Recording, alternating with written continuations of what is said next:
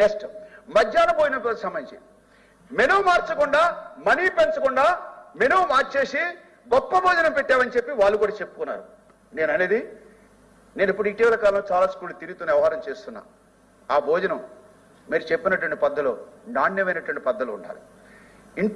ఇంటికాడ భోజనం కంటే మా మధ్యాహ్న భోజనమే బాగుందనేటువంటి పద్ధతిలో మీరు ఆ మధ్యాహ్న భోజనం దాన్ని తీర్చిదిద్దాలని చెప్పి నేను సజెషన్ చేస్తున్నా. ప్లీజ్ కూర్చోండి. మనకి సార్ కూర్చోండి, ప్లీజ్ కూర్చోండి. మీరు సాయంత్రం వరకు మాట్లాడగలరు. కూర్చోండి. నేను మీరు అధ్యక్షులుగా ఆదేశిస్తే సమయం లేదనంటే చాలా కాదు. అదే ఫైనల్ గా ఒక మాట చెప్తా. ఈ మాట వినండి. ఒకటి ఫైనల్. ఓకే, ఇందులో చాగంటి కోటేశ్వరరావు సలహాదారుగా పెట్టారు.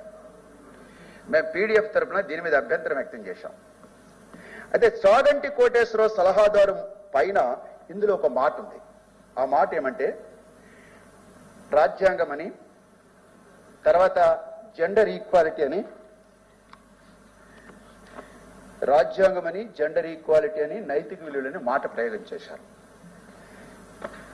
నైతిక విలువలకి మతాలు పురాణాలకి రాజ్యాంగానికి కాంట్రడిక్షన్ ఉంటుంది. ఏది మనం ప్రయారిటీగా తీసుకోవాలన్నప్పుడు రాజ్యాంగ లక్ష్యాలను మనం ప్రయారిటీగా తీసుకోవాలి. కొఠారి చెప్పింది అదే.